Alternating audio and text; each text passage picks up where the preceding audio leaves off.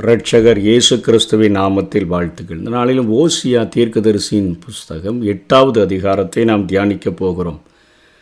உன் வாயிலே எக்காலத்தை வை, அவர்கள் என் உடன்படிக்கையை மீறி நியாயப்பிரமாணத்துக்கு விரோதமாக துரோகம் பண்ணினபடியினால் கர்த்தருடைய வீட்டின் மேல் சத்துரு கழுகை போல் பறந்து வருவான் என்று சொல்லி ஒரு எச்சரிக்கை ஒலியை எழுப்பி எக்காலத்தின் மூலமாக தன்னுடைய ஜனங்களுக்கு ஒரு எச்சரிப்பை வழங்கும்படியாக இங்கே ஓசியாவுக்கு ஆண்டவர் கட்டளையிடுகிறதை பார்க்கிறோம்.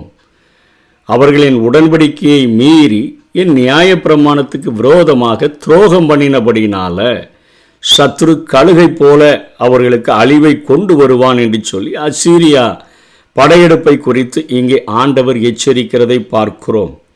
உடன்படிக்கையை மீறி, அதாவது யாத்ராகமம் 19ஆம் அதிகாரம் 5ஆம் வசனத்தில் பார்க்கிறோமே, இப்பொழுது நீங்கள் என் வாக்கை உள்ளபடி கேட்டு, ஆண்டவர் கொடுத்த கற்பனைகள் கட்டளைகள் அவைகளை அப்படியே உள்ளபடி கேட்டு கூட்டாம குறைக்காம மனிதர்களால் கடைபிடிக்க முடிகிற வார்த்தைகளை ஆண்டவர் கொடுத்திருக்கிறாரே, அதை கேட்டு அதை கை கொண்டோன்னு சொன்னால் இந்த உலகத்தில் நம்முடைய வாழ்க்கையினுடைய காரியங்கள், நம்முடைய வாழ்க்கை நெறிமுறைகள், நம்முடைய வாழ்க்கையினுடைய பழக்க வழக்கங்கள் எல்லாம் அது மற்றவர்களுக்கு ஒரு பரிசுத்தமாய் வாழ்கிறத, ஒரு விசேஷித்த விதமாய் வாழ்கிறத உணர்த்துகிறபடியினால அவைகளின் நிமித்தமாக ஆண்டவருடைய நாமம் இந்த பூமியிலே மகிமைப்படுமே.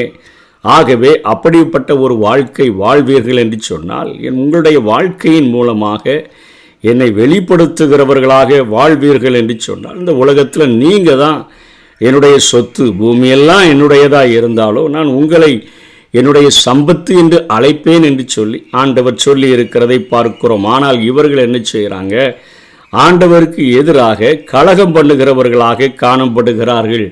ஆண்டவருக்கு விரோதமாக துரோகம் பண்ணுகிறவர்களாக. அதான் 7ஆம் அதிகாரம் 13ஆம் வசனத்தில் பார்த்தோம். என்னை விட்டு அலைந்து திரிகிறபடியினால் அவர்களுக்கு ஐயோ, நான் அவர்களை மீட்டிருந்தும் அவர்கள் எனக்கு எதிராக பொய் பேசுகிறார்கள் என்று ஆண்டவர் சொல்லுகிறதை பார்க்கிறோம். கழுகு என்பது இங்கே அசீரிய படைகளை குறிக்கக்கூடியதாக இருக்கிறது. அதே போல 2ஆம் வசனத்தில் அவர்கள் ஆராதனை உண்மையாக இல்லை என்று சொல்லி இங்கே ஆண்டவர் சொல்லுகிறதை பார்க்கிறோம். உண்மை அறிந்திருக்கிறோம் என்று சொல்லுகிறார்கள், ஆனால் அறிந்திருக்கிறபடி அறிந்திருக்கவில்லை என்று சொல்லி இன்னைக்கும் நம்ம பார்க்கிறோம். அநேகர் கிறிஸ்தவர்கள் என்கிற பெயர்களை வைத்து கொண்டு ஆண்டவரை ஏதோ காலையில் கொஞ்ச நேரம் ஆசீர்வாதங்கள் எப்படியாவது தந்துடுவார், இல்லைன்னா தண்டித்து விடுவார் என்று சொல்லி ஜெபிக்கிறவர்களாக, ஏதோ ஒரு நாளைக்கு ஒரு அதிகாரத்தையாவது படித்து விட வேண்டும் என்று சொல்லி வேதம் வாசிக்கிறவர்களாக அதை ஒரு ஆச்சாரமாக கடைபிடிக்கிறார்களே ஒழிய ஆண்டவரை,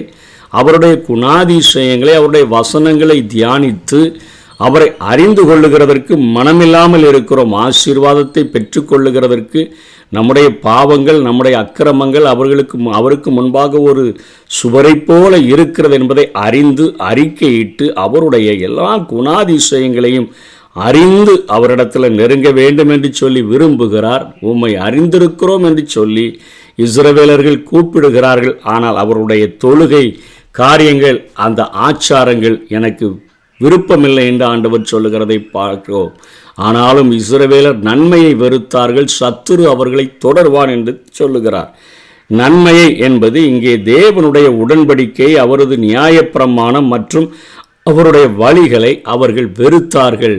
ஆண்டவர் அவர்களை இந்த உலகத்திற்கு ஒரு வெளிச்சமாக, இஸ்ரவேல் ஜனங்களை ஒரு உப்பாக, இஸ்ரவேல் ஜனங்களை நற்கந்தமாக பார்க்கிற எல்லா ஜனங்களும் இவர்கள் எத்தனையா இவரை வழிநடத்துகிற ஆண்டவர் விசேஷித்தவர் என்பதை அறிந்து கொள்ளும்படியாக அவர்களுக்கு உடன்படிக்கையை ஏற்படுத்தி நியாயப்பிரமாணத்தை கொடுத்து அவருடைய வழிகளை கற்றுக் கொடுத்திருந்தார். ஆனால் அவர்கள் அதை வெறுக்கிறவர்களாக இருந்தபடியினால உங்களுடைய வாழ்க்கையில் சத்துரு தொடருவான் என்று அங்கே ஆண்டவர் சொல்லுகிறதை பார்க்கிறோம். இன்றைக்கும் ஆண்டவருடைய பிள்ளைகளை இந்த உலகத்திற்கு ஒரு சாட்சியின் நிருபங்களாக, இந்த பூமிக்கு உப்பாக, உலகத்துக்கு வெளிச்சமாக, எல்லா இடங்களிலும் அவரை அறிகிற அறிவின் வாசனையை வெளிப்படுத்துகிற நற்கந்தமாக வைத்திருக்கிறார். ஆனால் இஸ்ரவேலர்கள் ஆண்டவரோடு கூட பண்ணின உடன்படிக்கையை மறந்தது போல நாமும் உடன்படிக்கைகளை அநேக நேரங்களில் மறந்து அவர்களுக்கு கொடுத்த நியாயப்பிரமாணத்தை போல நமக்கு கொடுத்திருக்கிற வேதத்தை மறந்து அவர் நமக்கு போதித்த வழிகளை மறந்து வாழ்கிறவர்களாக காணப்படுகிறோம். அடுத்த வசனத்தில் அவர்கள் ராஜாக்களை ஏற்படுத்தி கொண்டார்கள், ஆனாலும் என்னாலே அல்ல என்று சொல்லுகிறாரே. தேவனால் அங்கீகரிக்கப்படாத தலைவர்களை இஸ்ரவேலர்கள் தெரிந்து கொண்டனர். இன்னைக்கு சபைகளும் தேவ தகுதியற்ற மேய்ப்பர்களை தெரிந்து கொள்ளும் நாட்கள் வரும் என்று அப்போஸ்தலனாகிய பவுலும் எச்சரிக்கிறார். அந்த நாட்களில் அங்கே ராஜாக்கள் புஸ்தகத்தில் நம்ம பார்க்கிறோம், அவர்கள் அந்த 2 ராஜாக்கள் 15ஆம் அதிகாரத்தில் சகரியாவை சல்லும் கொல்லுகிறான். அங்கே சல்லுமை அங்கே மெனாகாம் கொல்லுகிறான். மெனாகாமை பெக்காகியா, அதற்கப்புறம் பெக்காவை ஓசையா என்கிற அரசன், கடைசி அரசன் கொண்டு ஆட்சியை பிடிக்கிறான்.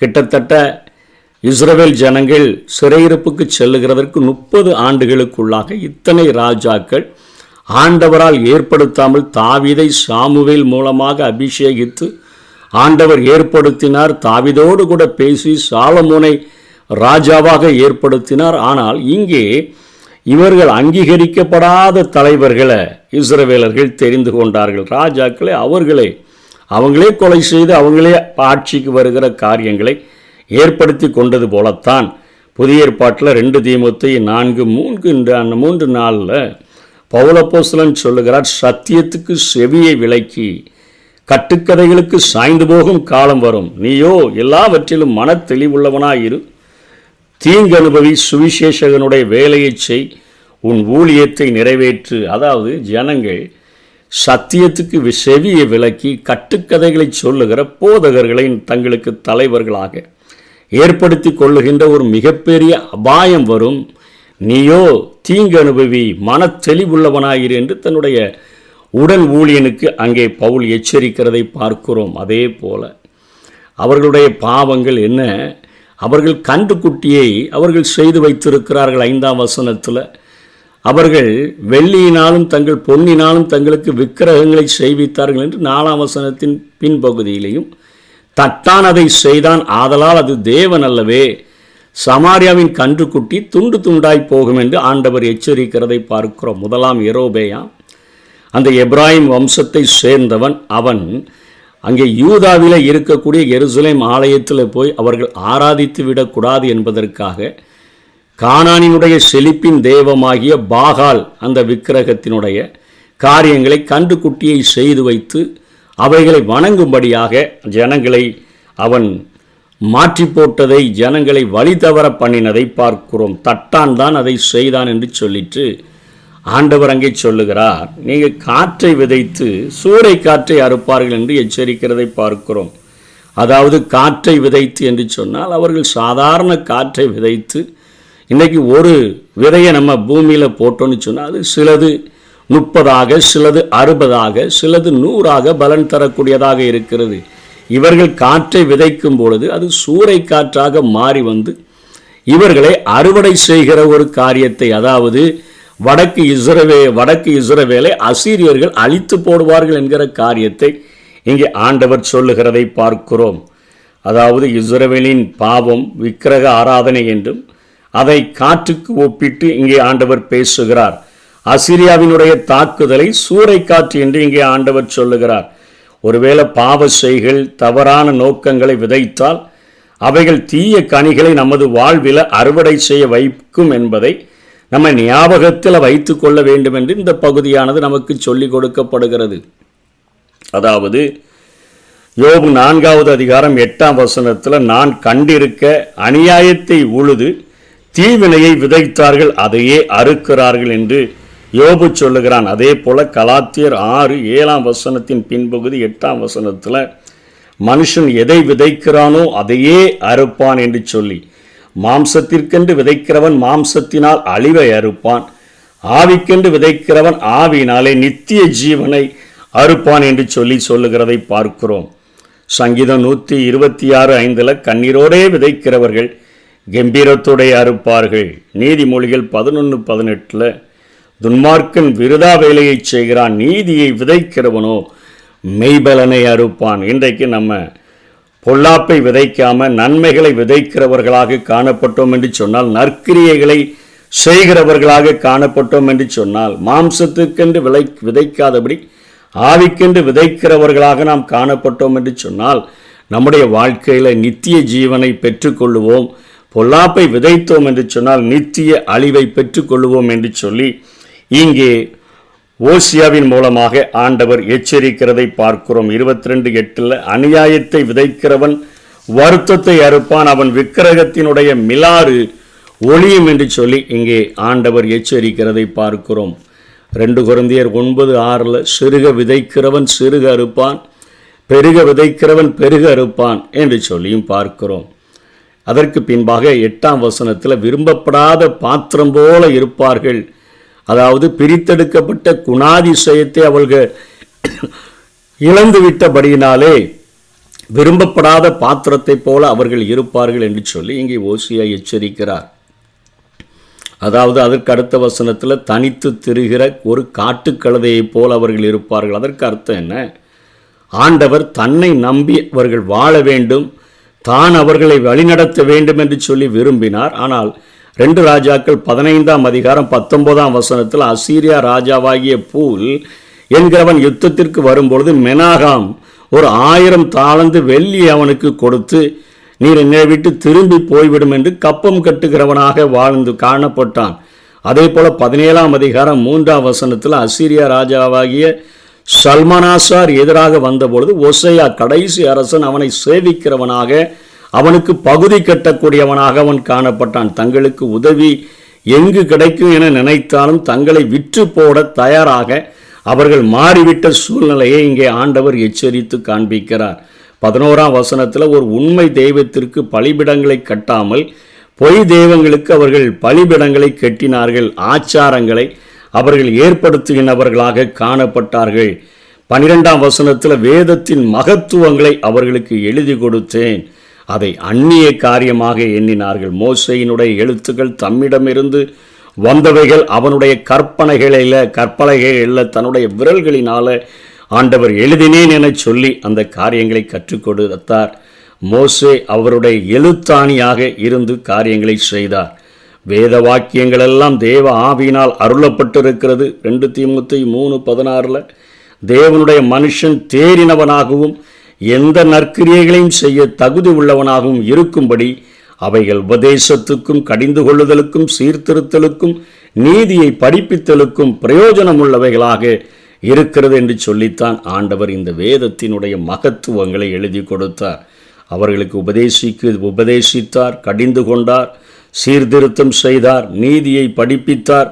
இவைகள் அவனுடைய வாழ்விலே பிரயோஜனமாக இருக்க வேண்டும், அவன் தேறினவனாக வாழ வேண்டும், நற்கிரியைகளை செய்ய தகுதி உள்ளவனாக இருக்க வேண்டும் என்று சொல்லி ஆண்டவர் விரும்பினார். ஆனால் அவர்களோ அது யாருக்கோ எழுதி கொடுத்தது என்று சொல்லி அந்நிய காரியமாக எண்ணினார்கள் என்று சொல்லி இங்கே ஓசியாவின் மூலமாக எச்சரிக்கிறார்.